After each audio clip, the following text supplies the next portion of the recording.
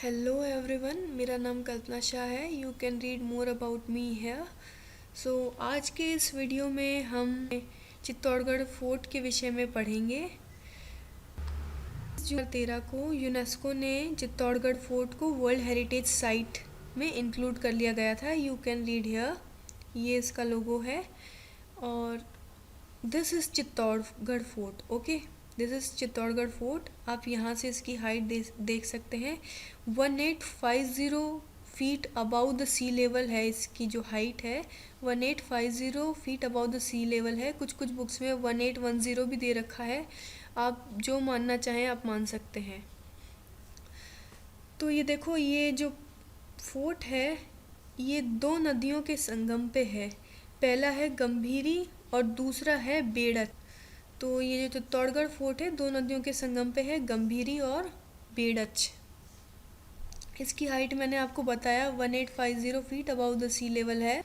इसकी जो लेंथ है वो 8 किलोमीटर है, मतलब लंबाई जो है इसकी वो 8 किलोमीटर्स है। एंड इसकी जो चौड़ाई है वो करीबन 2 किलोमीटर है। अच्छा, इसके सोर्सेस कौन कौन से हैं जहां हमको इसका वर्णन मिलता है चित्तौड़गढ़ दुर्ग का, वो देख लेते हैं। एक कविराज श्यामल दास ने किताब लिखी थी जिसका नाम था वीर विनोद। ठीक है, तो उसमें कविराज श्यामल दास जी ने, उनके अनुसार इसका जो निर्माण है वो मौर्य राज चित्रांगड़ मौर्य ने करवाया था और इसका जो नाम है चित्रकूट रखा था। तो इसका जो नाम है चित्तौड़गढ़ का चित्रकूट रखा था चित्रांगड़ मौर्य ने। ठीक है। आए थे आमिर खुसरो। आमिर खुसरो ने तारीख अलाही में इसका चित्तौड़गढ़ का जिक्र किया है। आपको पता होगा आमिर खुसरो को तूत हिंद या पैरट ऑफ इंडिया भी कहते हैं। इन्होंने अपने जीवन काल में दिल्ली सल्तनत में 7 शासकों के साथ कार्य किया था। ये एक सूफी म्यूजिशियन थे, पोएट थे और स्कॉलर थे। और जो तबला होता है ये अरेबिक वर्ड तबले से आता है जिसका मतलब होता है ड्रम्स। तो जो तबला है वो ओरिजिनली लेके कौन आए थे? ये लेके आए थे आमिर खुसरो। ठीक है, तब तो आमिर खुसरो जो है, ऐसे कहते हैं कि जो इंस्ट्रूमेंट है वो इन्होंने इन्वेंट किया था, वो लेकर आए थे। इसके अलावा आमिर खुसरो के 2-4 पॉइंट्स आपको याद रखने हैं, वो भी साथ साथ यदि आप पढ़ रहे हैं तो याद रख लीजिए। इनको फादर ऑफ कवाली भी कहते हैं। क्या कहते हैं इनको? फादर ऑफ कवाली जो है वो आमिर खुसरो को कहते हैं। और म्यूज़िक की भी कई सारी ब्रांच होती हैं। आमिर खुसरो को ऐसा कहते हैं कि इन्होंने जो है म्यूज़िकल इंस्ट्रूमेंट, जो मैंने आपको बताया एक तबला और दूसरा होता है सितार, उसको इन्वेंट किया था। और इनको फादर ऑफ कवाली भी कहा जाता है। इसके अलावा आमिर खुसरो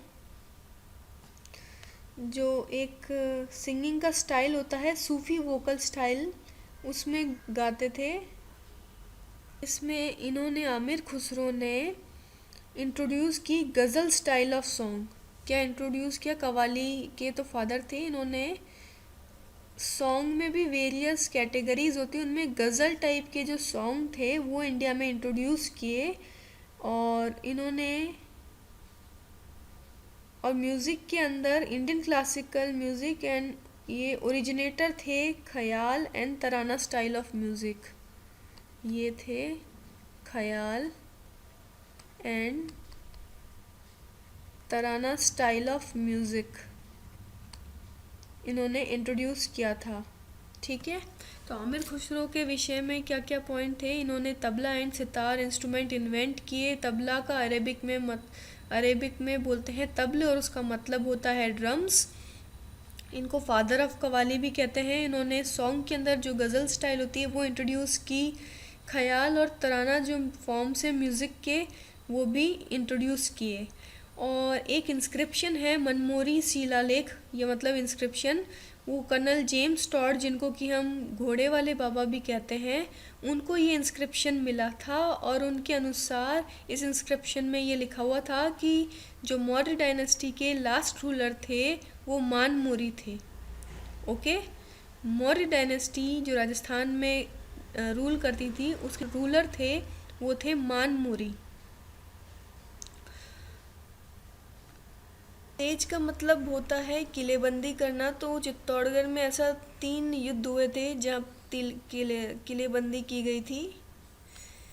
इसमें क्या करते हैं कि जब आप किसी दुर्ग पे अटैक करते हैं तो उसकी किलेबंदी कर दी जाती है। तो सेज का मतलब होता है किलेबंदी। ये ऐसा 3 दफ़े हुआ था जब चित्तौड़गढ़ के लिए युद्ध हुआ था। उसका अलाउद्दीन खिलजी वर्सेस रतन सिंह जो 1303 में हुआ था।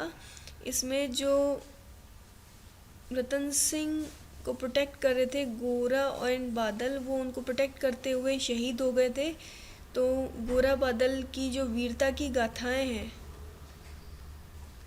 वो वहाँ प्रचलित हैं। और अलाउद्दीन खिलजी ने चित्तौड़गढ़ को जीतने के बाद अपने बेटे के नाम पे चित्तौड़गढ़ का नाम खिजराबाद रख दिया था। अलाउद्दीन खिलजी हमेशा यही करता था, जिस दुर्ग पे भी अटैक करता था पहले तो उस दुर्ग के लोगों में से किसी एक को अपने साथ मिला लेता था, फिर जीतने के बाद में दुर्ग का नाम बदल के किसी न किसी के नाम पे रख देता था। यही करता था अलाउद्दीन खिलजी। 1534 में भी चित्तौड़गढ़ दुर्ग पे अगेन अटैक हुआ। उस समय गुजरात के शासक थे बहादुर शाह, उन्होंने अटैक किया था महाराणा विक्रमादित्य पे जो वहाँ निवास करते थे। 1567 में भी चित्तौड़गढ़ के लिए युद्ध हुआ था, वो था अकबर वर्सेस उदय सिंह। ठीक है, तो ये चीज़ें आपको याद रखनी है। और जो कुछ लेसर नोन फैक्ट्स हैं चित्तौड़गढ़ दुर्ग के बारे में वो कि ये सबसे प्राचीनतम दुर्ग है। और दुर्गों में भी बहुत सारी श्रेणियां होती हैं, जैसे कि जल दुर्ग, गिरि दुर्ग। तो चित्तौड़गढ़ दुर्ग जो है वो गिरि दुर्ग की श्रेणी में आता है और ये सबसे प्राचीनतम दुर्ग है। इसके लिए एक स्लोगन प्रचलित है, उसमें ये स्लोगन है, गढ़ तो चित्तौड़गढ़ बाकी सब गढ़ैया। चित्तौड़गढ़ दुर्ग को किलों का सिरमौर भी कहते हैं। यह सबसे बड़ा लिविंग फोर्ट है और इस फोर्ट के अंदर ये ऐसा फोर्ट है जिसके अंदर कृषि भी की जाती है, अभी भी की जाती है। और ये राज्य का सबसे बड़ा दुर्ग है। तो सबसे पहले क्या है, एक तो ये गिरि दुर्ग है, प्राचीनतम दुर्ग है, किलों का सिरमौर कहते हैं, ये सबसे बड़ा लिविंग फोर्ट है, कृषि भी की जाती है और राज्य का सबसे बड़ा दुर्ग है। और यहाँ के क्या क्या चीज़ें हैं जब आप चित्तौड़गढ़ जाओ तो देखने लायक हैं। जयमल की हवेली, ये महाराजा उदय सिंह ने बनवाई थी। एक जो मोस्ट फेमस है वो है पद्मिनी का महल, जो महाराणा रतन सिंह की वाइफ थी महारानी पद्मिनी, उनके नाम पे ये महल बनवाया है जिसका नाम है पद्मिनी का महल।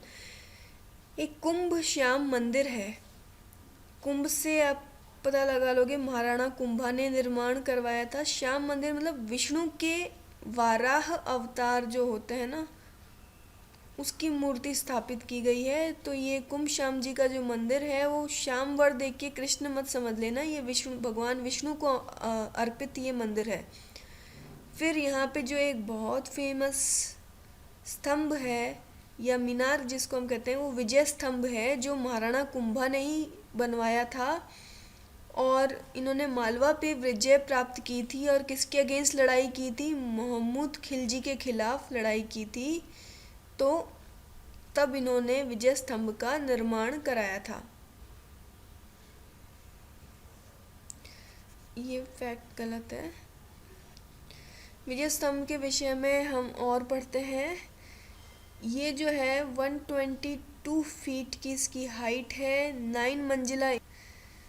इसको भारतीय मूर्तिकला ये मैंने गलत लिख दिया है, इसको भारतीय मूर्तिकला का विश्वकोश कहा जाता है या हिंदू देवी देवताओं का अजायब घर कहा जाता है।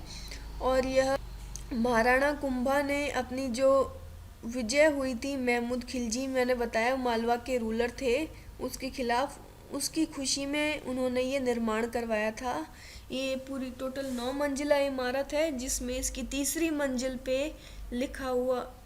मंजिल पे अरेबिक भाषा में अल्लाह लिखा हुआ है 9 बार। तीसरी मंजिल पे अरेबिक भाषा में अल्लाह शब्द लिखा हुआ है 9 बार, और इसकी 8वीं मंजिल पे अल्लाह शब्द लिखा हुआ है 8 बार। तो ये इस क्या दर्शाता है कि जो राजपूत लोग थे तब मोर सेक्युलर, ओके। और ये मोस्ट इम्पॉर्टेंट फैक्ट है कि ये जो है ये विष्णु को अर्पित है, ये भगवान विष्णु को डेडिकेटेड ये स्मारक मतलब ये मीनार भी है, और इसमें काफ़ी हिंदू की मूर्तियाँ वगैरह भी हैं बनी हुई। था वो थे मंडन। इसके जो लिखने वाले थे वो थे, एक तो थे आत्री और उनके बेटे थे महेश भट्ट। वो तो उनके कवि थे जिन्होंने लिखा था, ठीक है। हम कहते हैं ना प्रशस्ति लिखते हैं, तो ये इन्होंने लिखी थी, आत्री और महेश भट्ट ने लिखी थी। इसके चीफ आर्किटेक्ट थे जिन्होंने नक्शा बनाया था वो मंडन थे, ओके। ओके। और जो यहाँ पे देखने लायक चीज़ें हैं वो है नवलखा भंडार, जो राणा बनवीर सिंह ने बनवाया था। फिर देखो किले के अंदर भी जल स्रोत होते हैं जिससे किले की जल की आपूर्ति की जाती है। तो यहाँ पे भी 3 थे, एक था चित्रांगण मोरी तालाब, एक था राम कुंड और एक था भीमलत कुंड। और यहाँ पे कई सारे टेम्पल्स हैं, जिनमें से जो प्रमुख हैं वो मैं बताती हूँ। एक मैंने आपको पहले बता दिया, ये है एक मीरा टेम्पल है, श्रृंगार टेम्पल है, चवरी टेम्पल है, नीलकंठ टेम्पल है, और एक है काली माता का टेम्पल जो फेमस है। अब इसके जो है 7 गेट्स हैं जिनमें उनके नाम रख रखे हैं। पहला है पांडु पोल, दूसरा है भैरव पोल, तीसरा है गणेश पोल, चौथा है लक्ष्मण पोल, 5वां है जोड़न पोल, छठा है त्रिपोलिया और 7वां है राम पोल। डेडिकेटेड है। तो अब हम पढ़ते हैं कीर्ति स्तंभ के विषय में। और यहाँ पे एक फेमस प्रशस्ति है जिसको प्रस्तुति प्रशस्ति कहते हैं।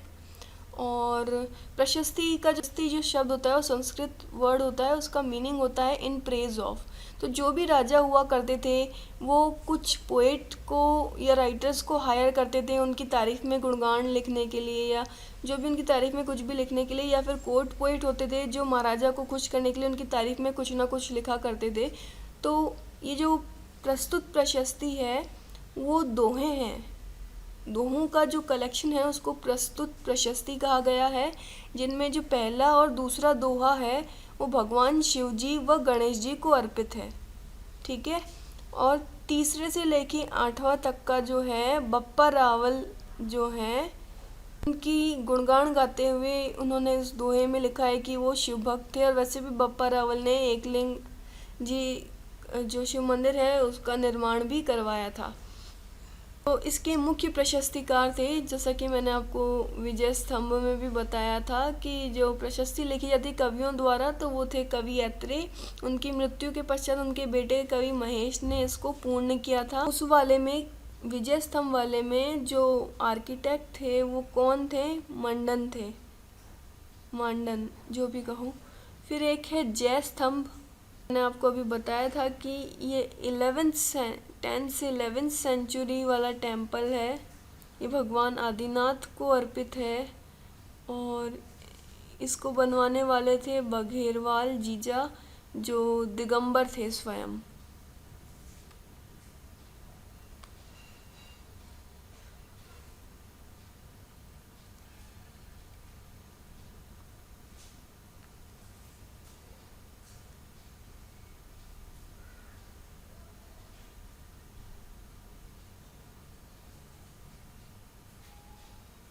कुछ लेसर नोन फैक्ट्स हैं। गुहिल वंश की कैपिटल थी पहले नागदा। उस नागदा के पतन के बाद में जो कैपिटल थी वो शिफ्ट हो गई थी अपनी चित्तौड़गढ़। ठीक है। और ये जो फैक्ट हैं कि जो भीम थे उन्होंने महाभारत के काल में अपने घुटने के बल से यहाँ मतलब चित्तौड़गढ़ में पानी निकाला था। ये कुछ इम्पोर्टेंट फैक्ट्स थे चित्तौड़गढ़ के विषय में। होप आपको ये सारी चीज़ें समझ में आई होंगी। Thank you, have a nice day, and if you are really liking our video, so please rate, review and recommend. Thank you.